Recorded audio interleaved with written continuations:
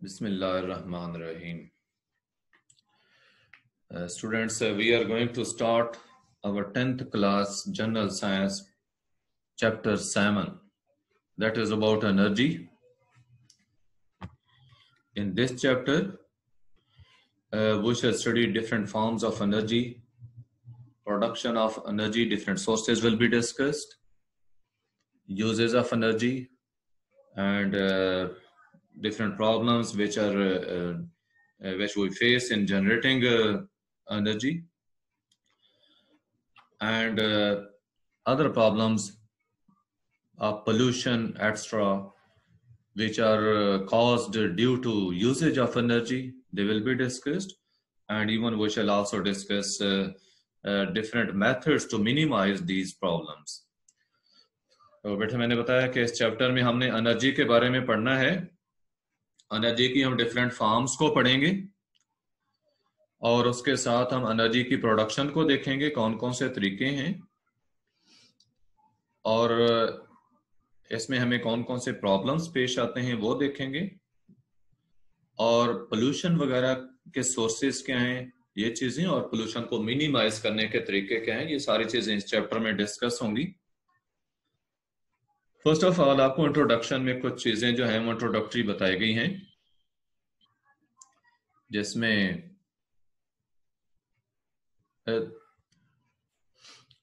Introduction के अंदर energy जो है उसका बताया गया कि हमारे लिए क्यों जरूरी है। पहले तो हम ये देखेंगे कि एनर्जी है क्या चीज। ये नेक्स्ट टॉपिक से असल में चीज स्टार्ट होनी है। तो एनर्जी जरूरी क्यों है, हमारी लाइफ के लिए इसकी जरूरत क्या है।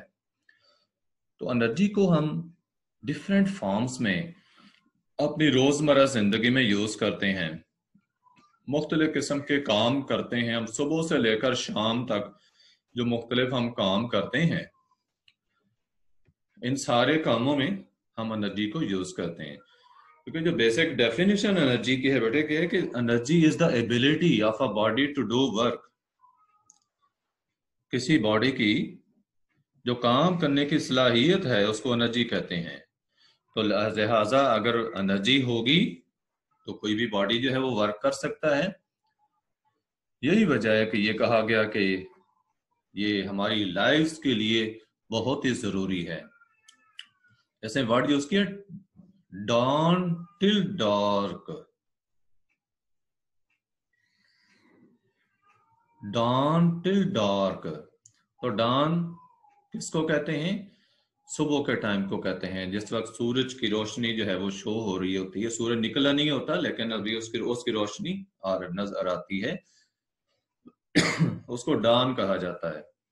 तो उस वक्त हम काम शुरू करते हैं, शाम तक हमारे काम चलते रहते हैं। इन सारे कामों में हम एनर्जी को यूज करते हैं। फिर ये बताया कि हम जब काम करते हैं वी गेट टायर्ड, हम थक जाते हैं और हमारे अंदर काम करने की सलाहियत नहीं रहती, हमें भूख लगती है, हम खाना खाते हैं और खाना खाने के बाद हम दोबारा फ्रेश हो जाते हैं और फिर हमारे अंदर काम करने की सलाहियत पैदा हो जाती है। तो अब खाना खाने से क्या चीज आई हमारे अंदर, एनर्जी। हमने जो खुराक खाई है उसी खुराक से बेटे एनर्जी प्रोड्यूस होगी और वो एनर्जी जो है हमारे कामों में इस्तेमाल होती है। देखें, काम करते हुए थक जाना, भूख का लगना, फिर खाना खाने के बाद दोबारा फ्रेश हो जाना, काम करने की सलाहियत का डेवलप हो जाना, ये सारी चीजें क्या शो करती हैं कि एनर्जी के बगैर कोई भी काम जो है वो मुमकिन नहीं है। एनर्जी का होना जरूरी है, किसी भी काम करने के लिए एनर्जी का होना जरूरी है। कि खाना खाने से हमने जो खुराक खाई है उस खुराक के अंदर केमिकल एनर्जी है जो कि यूज होगी, और वो केमिकल एनर्जी जो है हमारे अंदर हीट एनर्जी में कन्वर्ट होगी। हीट एनर्जी आगे अदर फॉर्म्स ऑफ एनर्जी में कन्वर्ट होती है जिसको हम इस्तेमाल करते हैं। नेक्स्ट आपको बताया गया लाइट के बारे में कि लाइट भी एक एनर्जी की फॉर्म है। हम बगैर लाइट के कोई काम नहीं कर सकते, क्योंकि कोई भी चीज हम देखेंगे हम कोई भी काम जो है वो करने जा रहे हैं तो उसको देखेंगे कि वो कैसे हो रहा है, हमने कहाँ जाना है, कोई चीज कहाँ से उठानी है। तो लाइट के बगैर इसलिए कहा कि हम कोई काम नहीं कर सकते। तो लाइट भी एक एनर्जी की फॉर्म है। तो कहा कि हमें एनर्जी, हीट हमें चाहिए, किस पर्पस के लिए चाहिए? अपने आप को गर्म रखने के लिए। विंटर में, सर्दियों के मौसम में अपने जिस्म को गर्म रखने के लिए। आपको मालूम है ना कि हमारे जिस्म का टेम्परेचर 37 डिग्री सेंटीग्रेड मेंटेन रहता है, तो ये हीट की वजह से है। तो कहा कि जो हीट है ये भी एक एनर्जी की फॉर्म हुई। जैसा लाइट एनर्जी की फॉर्म है, इसी तरह हीट भी एनर्जी की फॉर्म है। अब आप देखें कि समर में, गर्मियों के मौसम में हम फैंस यूज करते हैं, रेफ्रिजरेटर्स यूज करते हैं, एयर कंडीशनर यूज करते हैं कूलिंग पर्पसेस के लिए। तो इन सब के अंदर भी हम एनर्जी यूज करते हैं। कौन सी एनर्जी यूज करते हैं? इलेक्ट्रिकल एनर्जी को यूज करते हैं। इलेक्ट्रिकल एनर्जी यहाँ पे यूज होती है, वो भी एक एनर्जी की फॉर्म हुई। इसके अलावा होता है कि और बहुत से अप्लायंसेस हैं जो हमारे घरों में इलेक्ट्रिसिटी से चलते हैं, तो ये इलेक्ट्रिकल एनर्जी को यूज करते हैं, क्योंकि इलेक्ट्रिसिटी एनर्जी प्रोवाइड करती है to run all these appliances. Next आप देखें, मोटर बाइक्स को देख लें, हैवी व्हीकल्स हैं, एरोप्लेन्स हैं, शिप्स वगैरह हैं। तो ये सब जो है ये फ्यूल कंज्यूम करते हैं। अब उस फ्यूल क्या होता है? पेट्रोल हो, ठीक है, गैस है, ये फ्यूल है जो गाड़ियों के अंदर हम यूज करते हैं।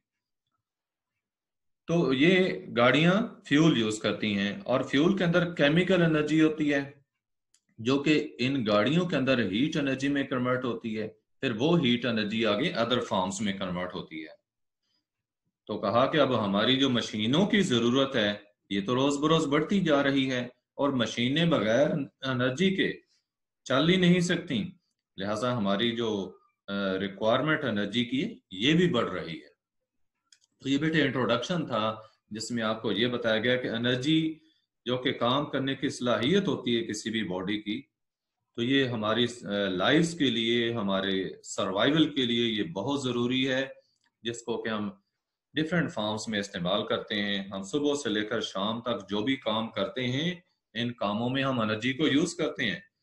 और जब हम थक जाते हैं, भूख लगती है, इससे ये जाहिर होता है कि एनर्जी हमारे बॉडी के अंदर जो थी, हमारी बॉडी की जितनी एनर्जी थी वो यूज हो गई है, और हमें भूख लग रही कि हम खाना खाएं ताकि और एनर्जी प्रोड्यूस हो। इसके बाद आपको लाइट एनर्जी, हीट एनर्जी और इलेक्ट्रिकल एनर्जी जो है इसकी एग्जांपल्स बताई गई हैं। अब आपको वर्क और एनर्जी के बारे में बताया जा रहा है नेक्स्ट टॉपिक में। वर्क क्या है? जैसा मैंने एनर्जी को डिफाइन किया कि ability of a body to do work is called energy. तो वर्क क्या हुआ? आम जो हम कॉमन सेंस में वर्क लेते हैं वो वर्क ये नहीं है जो फिजिक्स की सेंस में लिया जाता है। एक मिनट वेट करने में आपको देता हूं।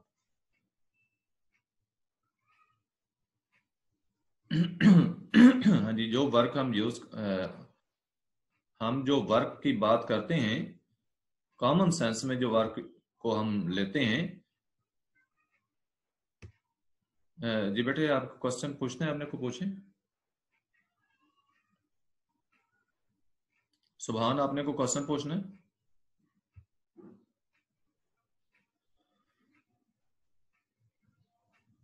अगर क्वेश्चन पूछना है तो हैंड रेज करें। ये अहमद, सर जी आपकी आवाज क्लियर ही नहीं आ रही। अभी नहीं आ रही क्या? पहले नहीं आ रही थी? पहले से भी आ रही, अब थोड़ी बहुत आ रही है, पहले बिल्कुल भी नहीं आ रही थी। आप ठीक आ रही है? जी अब ठीक आ रही है, बीच बीच में से ना बहुत बुरी आती है, समझ नहीं लग रही। अच्छा, वो इंटरनेट का कुछ मसला फिर बनता होगा। सुभान, आपको कैसे आवाज आ रही है?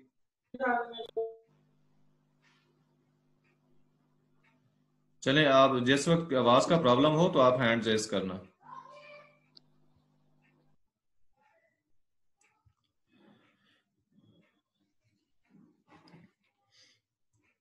देखिए बेटे, मैंने आपको एनर्जी का बताया, यहां तक जो बताया मैं थोड़ा सा रिवाइज कर देता हूं अगर साउंड का प्रॉब्लम आपको बना है।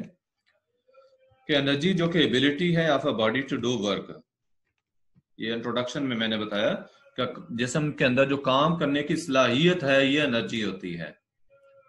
और अगर हमारे हमारे जिस्म के अंदर एनर्जी हो तभी हम काम कर सकते हैं। हम सुबह से लेकर शाम तक जो है वो काम करते रहते हैं। जब हम थक जाते हैं, हमें भूख लगती है, तो भूख लगना इस बात की इंडिकेशन है कि हमें एनर्जी की जरूरत है, कि हम मजीद काम नहीं कर सकते। और खुराक खाएंगे तो उस खुराक के हजम होने के बाद खुराक की ब्रेकडाउन से एनर्जी प्रोड्यूस होगी, और वो एनर्जी हमारे कामों में इस्तेमाल होगी। इसके बाद मैंने आपको हीट एनर्जी की कुछ और फॉर्म्स बताई हैं यहाँ पे, जिसमें हीट एनर्जी है, लाइट एनर्जी है, या इलेक्ट्रिकल एनर्जी है। जो डिफरेंट इलेक्ट्रिकल अप्लायंसेस हमारे घरों में चलते हैं, ये इलेक्ट्रिकल एनर्जी से चलते हैं। तो नेक्स्ट जो है वर्क के बारे में मैं बता रहा हूं कि वर्क की जो हम जनरल डेफिनेशन करते हैं कि हम ये काम कर रहे हैं, वो लिख रहा है, वो भी बैठा काम कर रहा है, वो पढ़ रहा है तो वो काम कर रहा है बैठा, ऐसे ये काम फिजिक्स की सेंस में ये काम कंसिडर नहीं होता है, इसको वर्क नहीं कहते। फिजिक्स की सेंस में वर्क कब होता है? जब फोर्स भी लगे और फोर्स की वजह से फोर्स की डायरेक्शन में डिस्टेंस भी कवर हो, उस सूरत में वर्क होता है। जैसा देखिए उन्होंने यहाँ पे बताया कि कोई बंदा अगर ऑफिस में बैठा है और सारा दिन बैठा काम करता रहा है, या सारा दिन बैठा क्या है काम करता है, या उसके बाद कहा कि अगर कोई वर्कर है वो को वुडन बॉक्स को उठाकर खड़ा रहा है, आधा घंटा खड़ा या घंटा खड़ा रहा है, तो अपेरेंटली अगर देखा जाए तो दोनों ने काम तो किया है। कि एक को कहा गया था कि ये ब्लॉक और लकड़ी का जो उसको उठाकर खड़े हो जाओ, उठाकर रखो, तो वो उठाकर खड़ा रहा है। एक बंदा ऑफिस में बैठा काम कर रहा था, उसको जो असाइन किया गया था काम वो करता रहे। हम इसको कॉमन सेंस में काम कहते हैं, वर्क कहते हैं इसको, लेकिन फिजिक्स की रो में ये वर्क नहीं है। बताया कि in scientific term this would not be considered work. तो वर्क की फिर प्रॉपर डेफिनेशन जो फिजिक्स में हम करते हैं वो क्या है कि बॉडी के ऊपर फोर्स लगनी चाहिए और उस फोर्स की वजह से बॉडी डिस्प्लेस भी हो, तो फिर हम कहेंगे कि इस फोर्स ने बॉडी के ऊपर वर्क किया है। दो बातें, पहली बात कि फोर्स लगे, और दूसरी बात कि फोर्स की वजह से बॉडी जो है वो डिस्प्लेस हो in the direction of force. ये देखिए बताया कि work is the product of force and distance in the direction of force. कि वर्क क्या है? फोर्स और फोर्स की डायरेक्शन में किया गया जो डिस्टेंस है, इन दोनों का प्रोडक्ट। ये नीचे देखें इक्वेशन की फॉर्म में भी लिखा कि वर्क किसके इक्वल है? Force multiplied distance covered in the direction of force. तो यूनिट क्या है वर्क का? जैसे आम हम चीज को मेजर करना हो तो कोई ना कोई यूनिट यूज करते हैं, तो वर्क का भी यूनिट है, वो जाउल है। जाउल जैसा देखें हमने शुगर को मेजर करना है, हमने दुकानदार से चीनी लेनी हो तो हम उसको कहते हैं हमें 1 किलो चीनी दे दें, 2 किलो या 5 किलो चीनी दे दें, तो वो उसमें किलो क्या है? वो यूनिट है। इसी तरह फिजिक्स में जब वर्क को हमने मेजर करना होता है तो इसके लिए यूनिट चाहिए, तो यूनिट जो वर्क के लिए यूज होता है वो जॉल है। ये नीचे ability of a body to do work is called energy, ये एनर्जी की डेफिनेशन बताई है। Energy is the ability to do work. Unit work का जॉल है और एनर्जी का यूनिट भी जॉल है, दोनों एक ही यूनिट में मेजर होते हैं। उसके बाद हमारा टॉपिक है बेटे different forms of energy. Forms ऐसे पहली है kinetic energy. Kinetic energy, Ahmad आप जब बताना कि मुझे आपकी आवाज सही आ रही है।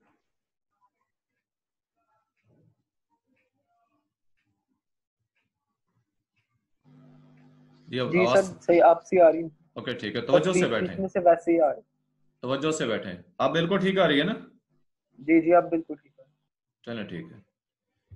कोई प्रॉब्लम हो आवाज का तो आप हैंड रेज करें और तवज्जो से बैठें। Different forms of energy, very important question है ये।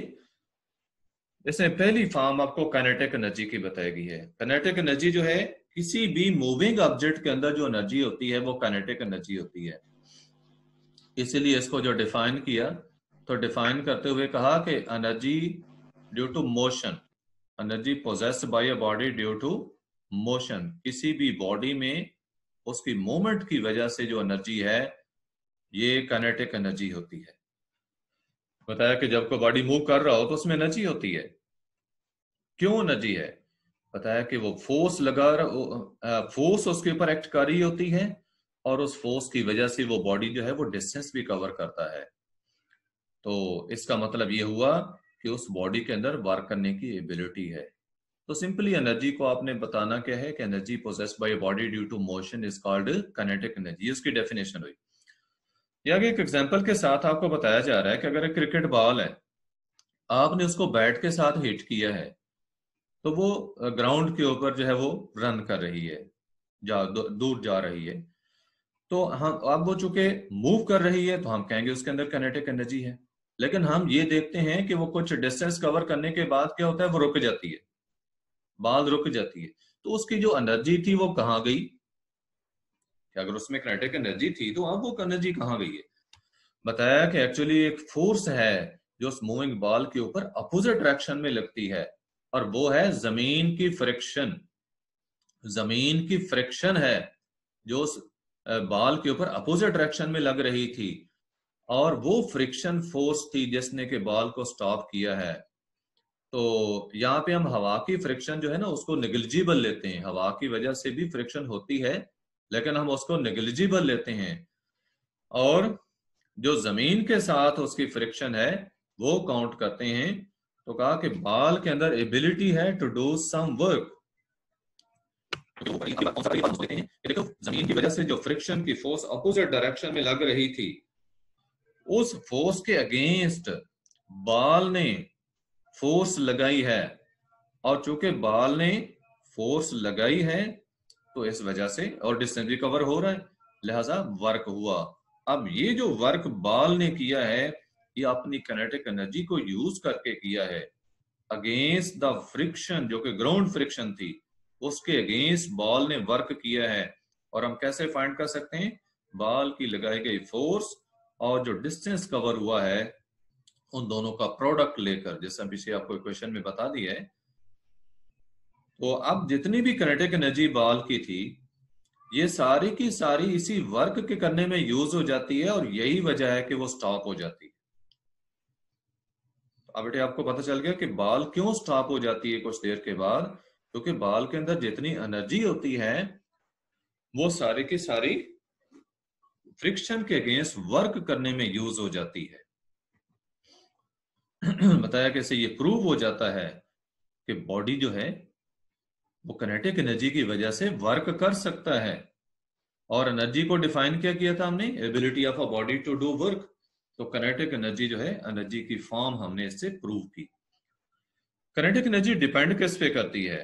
बॉडी के मास और उसकी स्पीड के ऊपर।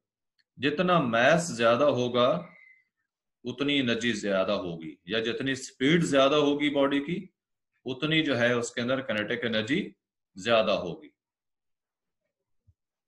द मोर द मास और the speed of the body the more is it's kinetic energy.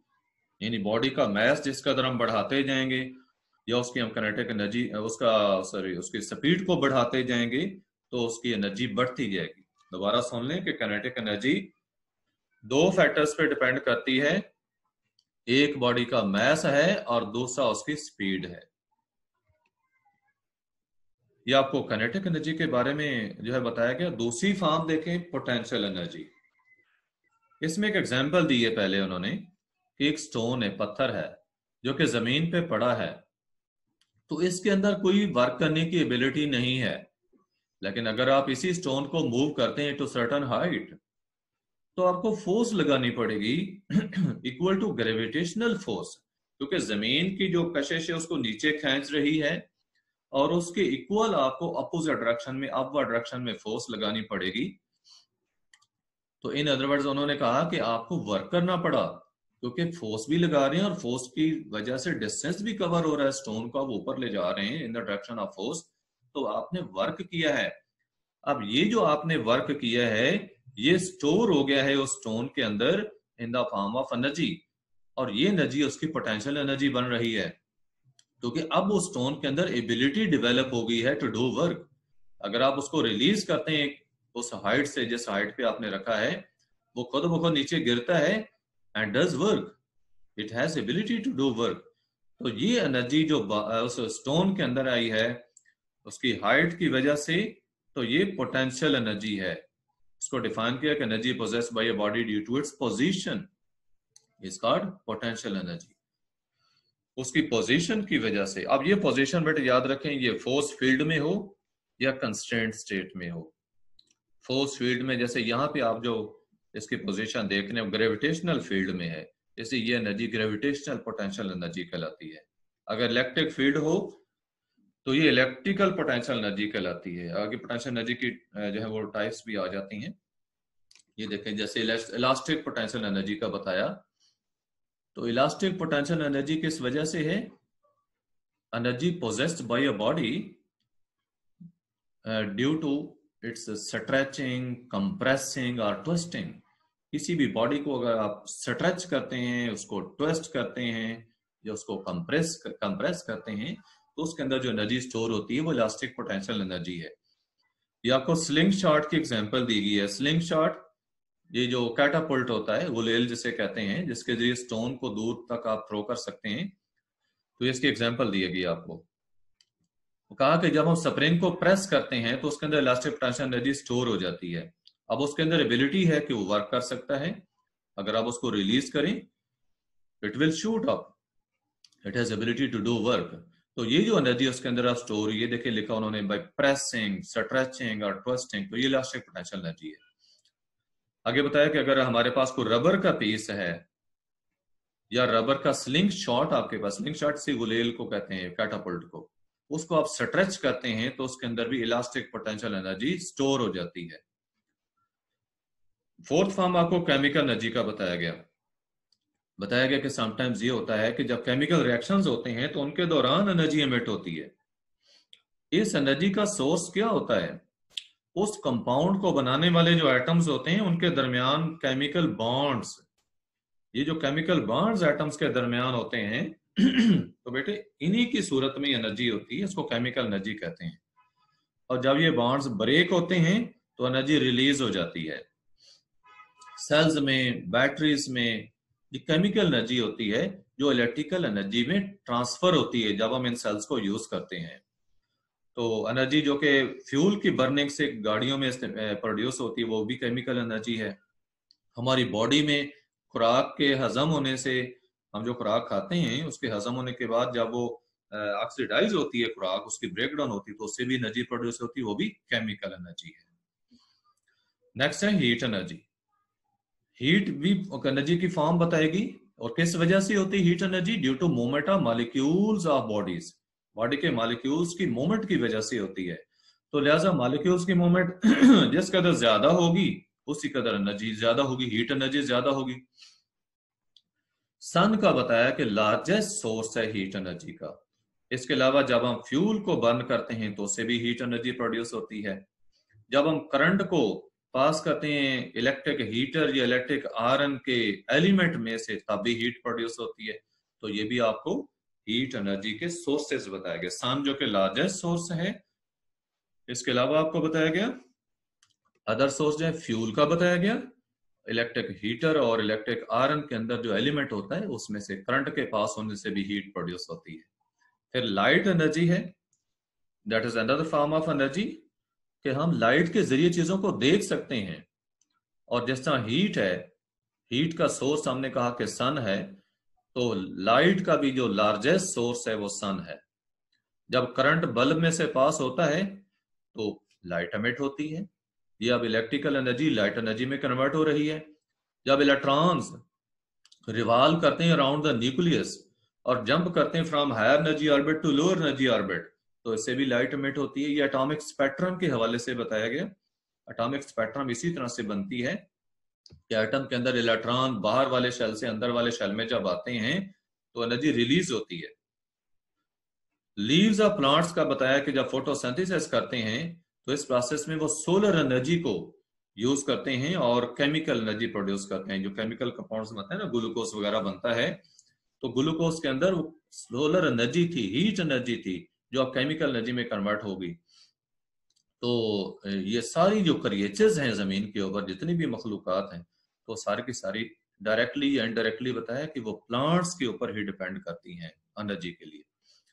Electrical energy जो है बताया कि मूविंग चार्जेस की वजह से होती है, ये यूज कहाँ होती है? लार्ज स्केल पे ये यूज होती है, क्योंकि हम इसको इजीली जो है वो हासिल भी कर सकते हैं और इसको अदर फार्म्स में ट्रांसफर भी कर सकते हैं। इवन कि इसको एक जगह से दूसरी जगह ट्रांसफर कर सकते हैं इजीली। हमारे पास देखें दूर दराज से एनर्जी आती है पावर प्लांट से, तो आगे बताया कि हम इस इलेक्ट्रिकल एनर्जी को ट्रांसफॉर्म कर सकते हैं डिफरेंट एनर्जी फॉर्म्स में, अदर फॉर्म्स में। बस हम इसको यूज कर सकते हैं to run our different machines. आप फैंस को देखें, पंखे के चलने में, लाइट्स जो हमारी चलती हैं, ये सारी इलेक्ट्रिकल एनर्जी यूज होती है। तो डिफरेंट सोर्सेज हैं हमारे पास, हम एनर्जी को यूज करते हैं जो डिफरेंट सोर्सेज से जो हासिल होती है, इसको हम यूज करते हैं by converting it to electrical energy. इसको इलेक्ट्रिकल एनर्जी में कन्वर्ट कर लेते हैं, फिर उस एनर्जी को हम अपने इलेक्ट्रिकल अप्लायंसेस में यूज करते हैं। और ये एनर्जी हमारे पास जो आती है पावर स्टेशन से आती है, दूर दराज से जो है इलेक्ट्रिसिटी पावर स्टेशन से हम तक आती है। लास्ट इसमें न्यूक्लियर एनर्जी का बताया कि एटम के जो न्यूक्लियाई हैं जब वो ब्रेक होते हैं, मसलन हैवी एटम्स के न्यूक्लियाई जब ब्रेक होते हैं तो इससे एनर्जी प्रोड्यूस होती है, और ये प्रोसेस कहलाता है न्यूक्लियर फिशन। न्यूक्लियर फिशन बेटे वो प्रोसेस है जिसमें हैवी न्यूक्लियस ब्रेक होता है और छोटे न्यूक्लियर बनते हैं और एनर्जी प्रोड्यूस होती है हीट की फॉर्म में। और ये प्रोसेस हम न्यूक्लियर रिएक्टर के अंदर करवाते हैं। अब यहां से जो हीट प्रोड्यूस होती है इससे हम इलेक्ट्रिसिटी प्रोड्यूस करेंगे। वो कैसे? कि हम इस हीट से वाटर को स्टीम में कन्वर्ट करते हैं, स्टीम से हम टरबाइन चलाते हैं, टरबाइन से जनरेटर चलता है और उससे इलेक्ट्रिसिटी प्रोड्यूस होती है। और ये तो एटम के न्यूक्लियस के ब्रेक होने से बताया कि हीट प्रोड्यूस होती है, लेकिन अगर छोटे न्यूक्लियाई एटम के आपस में मिलते हैं, छोटे एटमों के आपस में मिलने से, फ्यूज है ना, आपस में मिलना, उससे बड़ा न्यूक्लियस बनता है और इससे भी हीट प्रोड्यूस होती है। ये प्रोसेस न्यूक्लियर फ्यूजन कहलाता है। जैसे हम पिछले प्रोसेस को न्यूक्लियर फिशन कहा था, तो ये न्यूक्लियर फ्यूजन है। तो ये भी न्यूक्लियर एनर्जी कहलाएगी क्योंकि न्यूक्लियस से हासिल हो रही है। हीट और लाइट जो सूरज से आती हैं, ये न्यूक्लियर प्रोसेस से ही, जो कि ये फ्यूजन का प्रोसेस है, ये कंसिडर किया जाता है। साइंटिस्ट ये सपोज करते हैं कि जो सूरज के अंदर हीट प्रोड्यूस होती है ये इसी न्यूक्लियर फ्यूजन के प्रोसेस से प्रोड्यूस होती है। तो बेटे ये आज हमने एनर्जी के बारे में पढ़ा, वर्क के बारे में पढ़ा और डिफरेंट फॉर्म्स ऑफ एनर्जी जो है ये डिस्कस किया है। तो आपने ये आज का जो लेक्चर है इसको तैयार कर लेना है, कल हम इंशाल्लाह जो है नेक्स्ट मूव करेंगे। Now if you have any question you can ask.